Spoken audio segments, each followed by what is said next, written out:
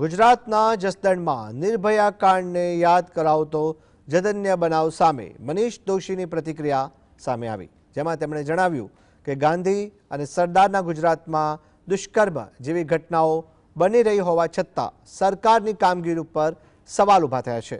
ક્યારે અસામાજિક તત્વોમાં સરકારનો ભય બેસશે તેવો પ્રશ્ન લોકો પૂછે છે।